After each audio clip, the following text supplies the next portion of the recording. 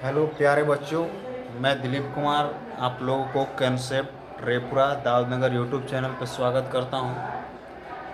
आज मैं जनन चैप्टर को आगे बढ़ाते हुए जनन चैप्टर का ये लेक्चर नंबर 3 आप लोगों के पास भेज रहा हूं और उम्मीद होगा कि आप लोग इसे पढ़ करके फ़ायदा उठाएंगे, परीक्षा में अच्छी तरह से अंक पाएंगे आप लोग। तो जैसा कि हम लोगों ने पढ़ा था कि जनन क्या होता है, तो उसमें हमने बताया था कि कोई भी जीव अपने वंश को कायम रखने के लिए, अपनी प्रजाति विलुप्त न हो उसको बरकरार रखने के लिए ये जनन की प्रोसेस को अपनाते हैं। यानी वो अपने समान क्या करते हैं, संतान की उत्पत्ति करते हैं और संख्या को बढ़ाते हैं। और इसमें हम लोगों ने देखा था कि जनन मुख्य रूप से दो प्रकार के होते हैं। एक होता है लैंगिक जनन जिसे सेक्सुअल रिप्रोडक्शन कहा जाता था, और दूसरा होता है अलैंगिक जनन जिसे असेक्सुअल रिप्रोडक्शन कहा था। तो लैंगिक जनन में हमने कहा था कि लिंग भाग लेता है, या अंडाणु और शुक्राणु भाग लेते हैं, या उसी को कहा जाता है मेल गैमेट या फीमेल गैमेट भाग लेता है। और मुख्य रूप से ये उच्च श्रेणी के जीवों में होता है। उसके बाद हम लोगों ने लैंगिक और अलैंगिक में अंतर भी देखा था।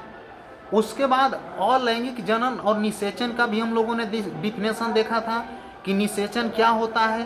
तो जब नर युग्मक यानी नर युग्मक जिसे शुक्राणु कहा जाता है और मादा युग्मक यानी अंडाणु वो जब आपस में मिलते हैं तो इस प्रक्रिया को क्या कहते हैं, निषेचन कहा जाता है।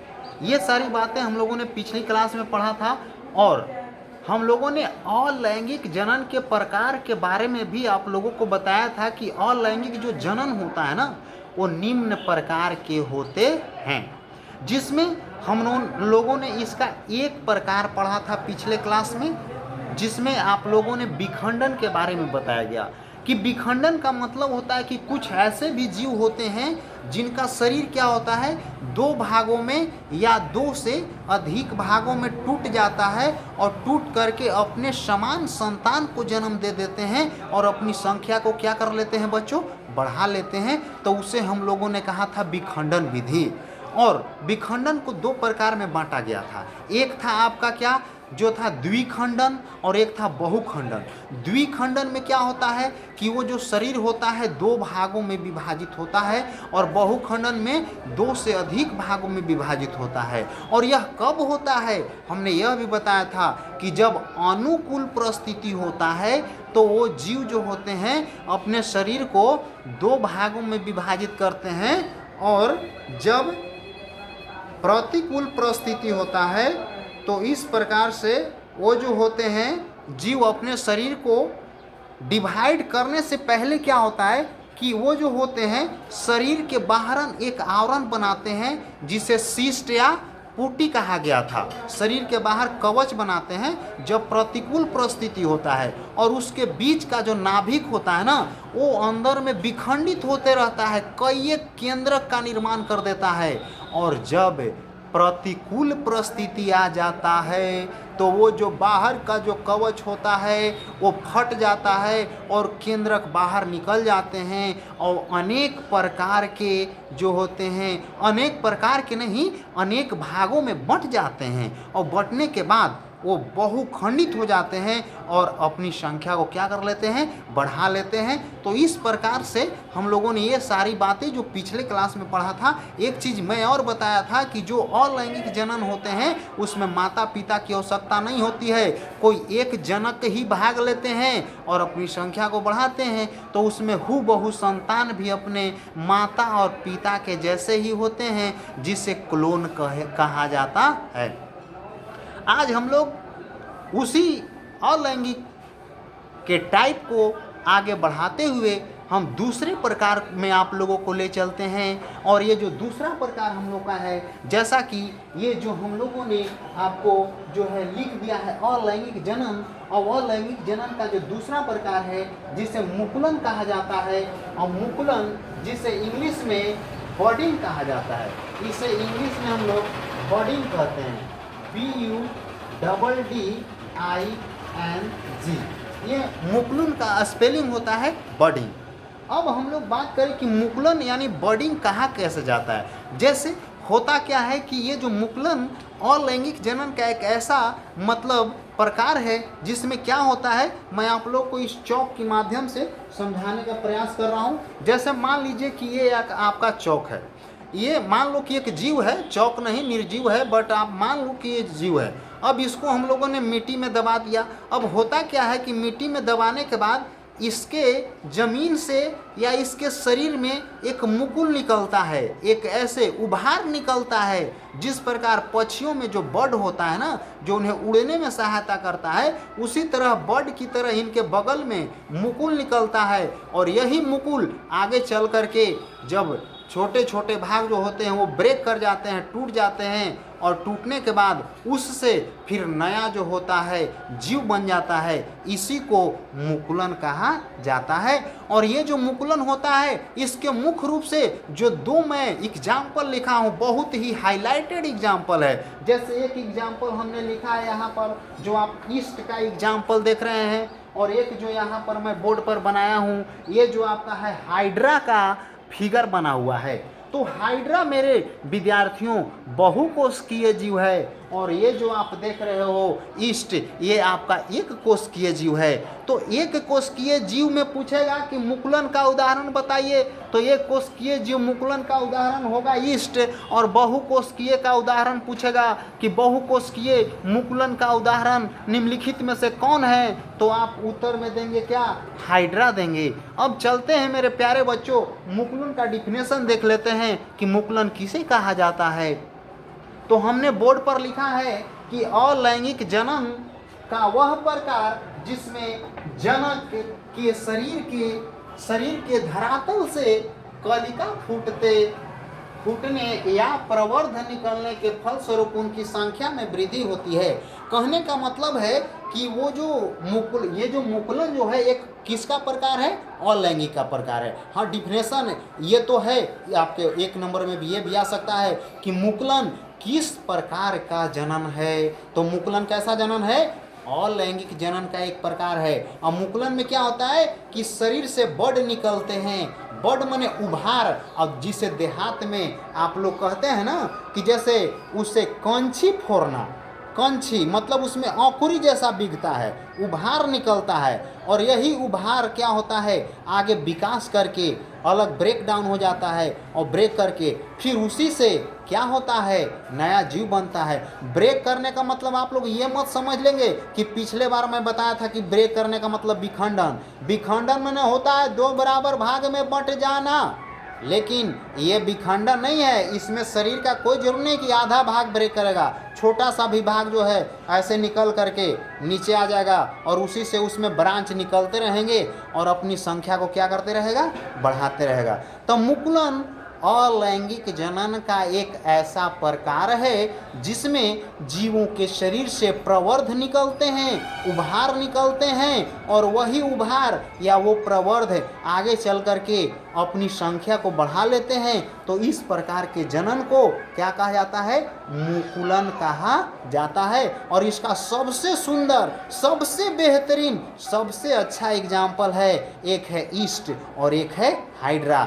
और ईस्ट जो है एक कोशिकीय जीव है, और हाइड्रा जो है बहुकोशिकीय जीव है। जैसा कि आप लोग बोर्ड पर देख रहे हैं, ये जो मैंने बनाया है, यहाँ से एक आपका जो है इस प्रकार से ये जो है एक जो है ईस्ट है, और इसके शरीर से ये मुकुल निकल रहे हैं, ये भी मुकुल है, ये भी मुकुल है। इस तरह से विकास करते हुए देख रहे हैं आप लोग कि ये विकास करते करते इस तरफ ऐसे आ गया, इधर भी निकला, इधर भी निकला, इधर भी निकला।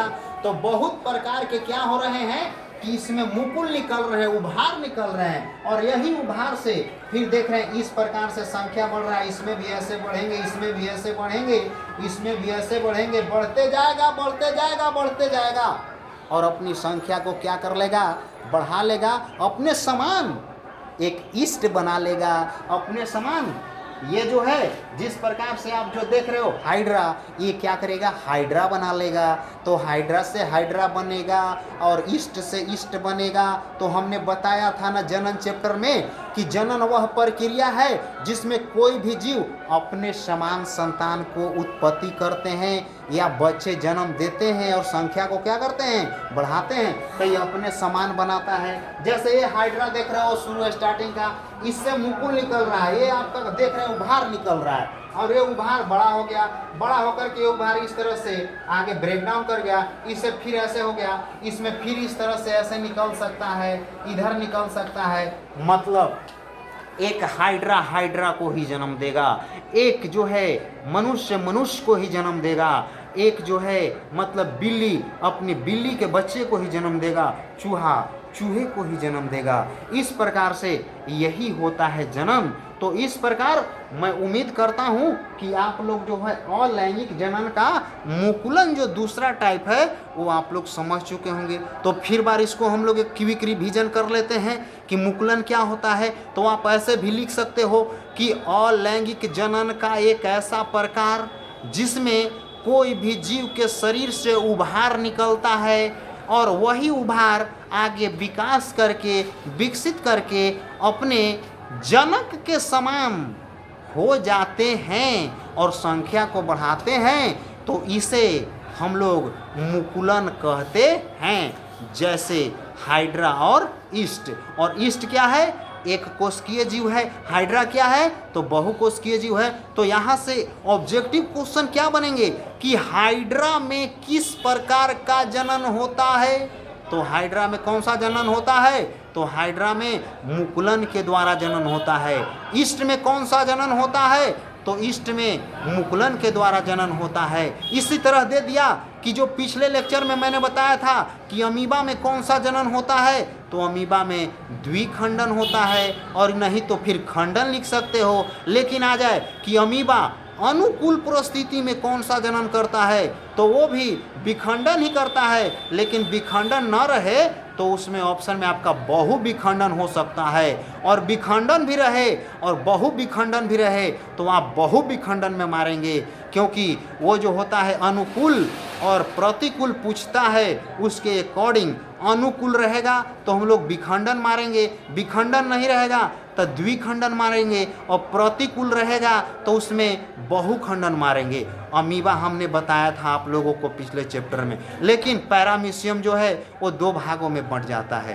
तो पिछले जो लेक्चर था उसका आप लोग ये जितना भी मैं बता रहा हूँ अलैंगिक जनन का जितना भी प्रकार मैं पढ़ाऊंगा उनका सब का जो है परिभाषा तो 2 नंबर में पूछ ही सकता है, लेकिन ऑब्जेक्टिव इसका इतना इम्पोर्टेंट है कि आपको बायोलॉजी में अच्छी तरह से आपको एकदम फुल में फुल अंक लाना हो तो कोई भी विषय में आपको ऑब्जेक्टिव सब्जेक्टिव 1 नंबर वाले क्वेश्चन, 2 नंबर वाले, 5 नंबर वाले क्वेश्चन सब पर कमांड करना होगा बच्चों, तब आप जाकर के अच्छा कर सकते हैं। तो इस प्रकार से मुकुलन यानी अलैंगिक जनन का एक ऐसा प्रकार जिसमें जीव के शरीर से प्रवर्ध निकलता है, यानी मुकुल निकलते हैं, यानी बड निकलते हैं, और वो बड आगे विकास करके अपने जनक के समान हो जाते हैं और संख्या को क्या कर लेते हैं, बढ़ा लेते हैं। तो इस प्रकार के जनन को यानी इस प्रकार के अलैंगिक जनन को या जनन को भी कह सकते हो मुकुलन कहा जाता है। तो मेरे प्यारे बच्चों, अब ये जो मुकुलन है आपका क्लियर हुआ। अब मैं अगला जो है अलैंगिक जनन का जो अगला टाइप है उसके बारे में अगले वीडियो में बताऊंगा मेरे प्यारे बच्चों। और आप लोग से यही उम्मीद होगा कि आप इस वीडियो को लाइक करें, शेयर करें, चैनल को सब्सक्राइब करें, और अच्छा नहीं लगे मेरे दोस्त, मेरे भाई, मेरे स्टूडेंट विद्यार्थियों तो डिसलाइक भी किया करें।